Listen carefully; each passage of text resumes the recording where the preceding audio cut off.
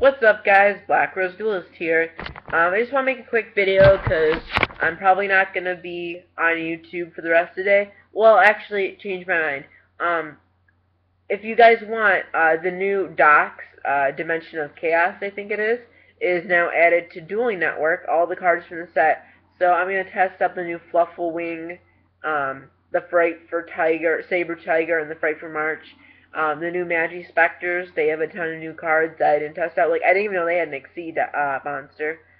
And the new Greydall monster. So, the new Greydall is really cool. I'm gonna have a deck list of it maybe tonight. Maybe expect it like 10ish tonight. And then, maybe a discussion later. But they're really cool because when they die, they take your opponent's monster, so it's like infinite Snatch Shields. But anyways, that's up on Dueling Network, so if you want to test that out, my DN username is Nikosuta, Nikousuta, so you can add me. My other account got banned. If you want to know, like this video, why? Actually, 3 of my accounts got banned on Dueling Network. I will tell you each and every one if you like this video and it gets 10 likes. Anyways, the topic of this video is Trishula and what it's going to do this format. So, everyone and their mother was like, OMG. Trishula's Unbanned, limited to 1. It's going to be the next coming from the Lord. But seriously, I'm not sure, and my opinion is on Trishula for this video. You have me for like 3-4 more minutes, so get ready. Pack your bags, let's chase the sunset, strap in tight, and get ready. Anyways, what I think Trishula will do. Okay, so let's go down the list of the top decks and which of them can play it. Okay, so Necros, not really. I mean, you're really going to have to go out of your way to do it. Cleese, no, because when you have Scout or Monolith on the field, you can't play non-Cleese. You really have to go out of your way for that one. BA, their tuner, can't go into non-BA synchros, so not there. Virtual Beast, the only thing I could see for them playing Trishula is if they play Ghost Ogre and Snow Rabbit and use E-Tele on that, because Ghost Ogre and Snow Rabbit is a level 3 Psychic tuner, so you can play it with E-Tele, so you can go into Trishula there. But are you really going to play that just to go into Trishula? And are you really going to go into consistently? And are you really going to waste all of your Ritual Beasts just to go for Trishula when you can go for your Synchros? Probably not, but I guess that one is an option. Senju, no. Heroes, no. Can't think of any other relevant. Satellers, no. I mean, I guess 2 Satellers in the Veiler, but at that point, you're probably better off keeping the Veiler going to an Exceed monster than going for Trishula. And the only deck that can really play it that's meta right now is Shadal's.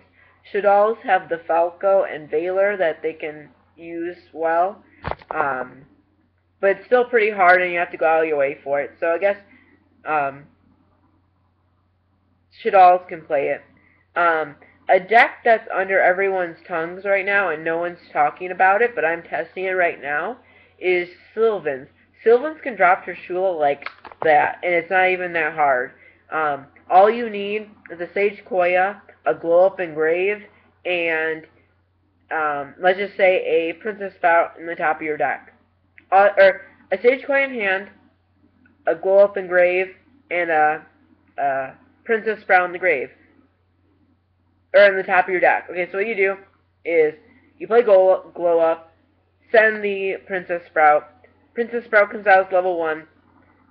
Sylvan, or Sage Koya in your hand can special summon itself, then Glow Up is out. Then you go to Shula. It's really easy. You have other ways to it. Danny tokens. I put 1 Dandelion in there. Sylvan's really good. You can get to your soul charge extremely fast too, because of your charities and your upstarts and how fast you go through your deck. And it's just crazy. You can drop Trishes, you can drop double Felgrands, you can drop level 8 Synchros, huge beaters. The deck is very underrated and one of the decks that deserve to be big right now. But besides that, is Trish really worth it? So say you're that Virtual Beast player that I guess could play it, or a Necros player or a Shadal player. Every deck can play Veiler, so I guess it is an option. But is it really worth you playing the Veiler and using it to go into your Trish? And is it really worth dedicating a spot in your extra deck for Trish?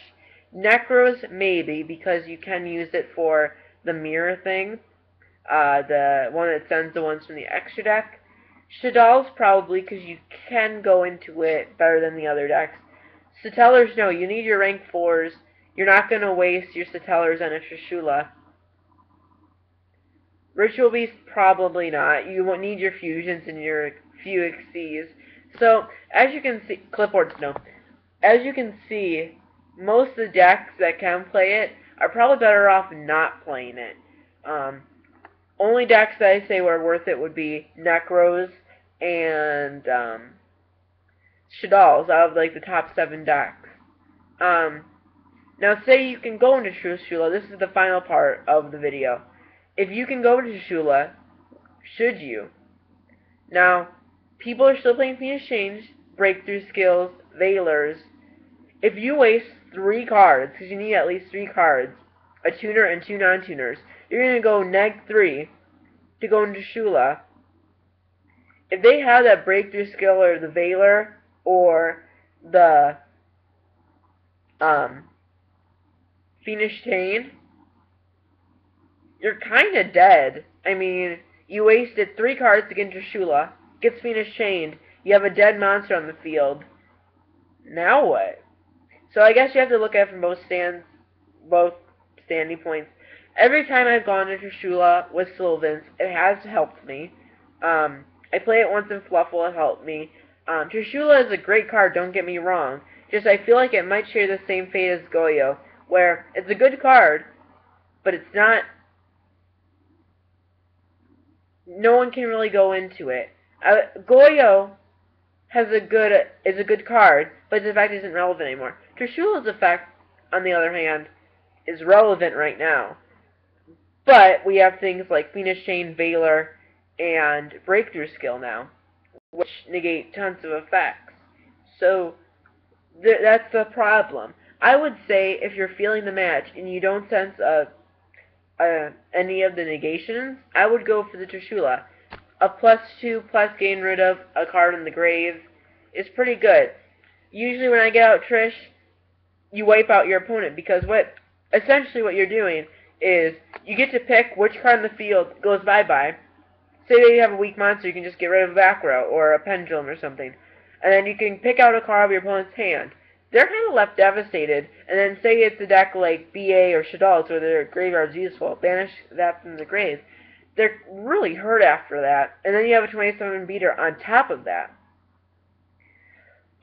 Actually, something I just realized, I would side that Trishula mirror, because what happens, it's like the thing where you reverse the effect on your opponent ×2, like banish 2 from a hand, field, and graveyard.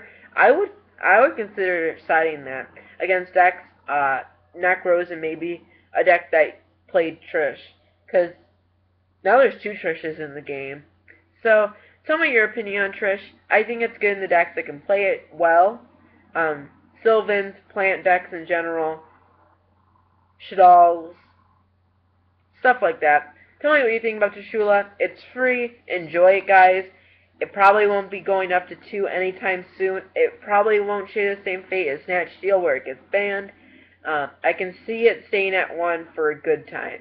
Unless a new synchro deck comes along and finds a way of abusing it. I don't think it's going to go away for a long time. It might go up to 2 in a few years. Maybe 2017, I guess, if synchros are still kind of irrelevant. So tell me what you think about Trishula. Comment down below. It's already 9 minutes and 30 seconds, and I'm tired. I want to test out my new decks, and I want to go to sleep too. So I'll see you guys later. Maybe Grey Doll tonight, maybe tomorrow. See you guys.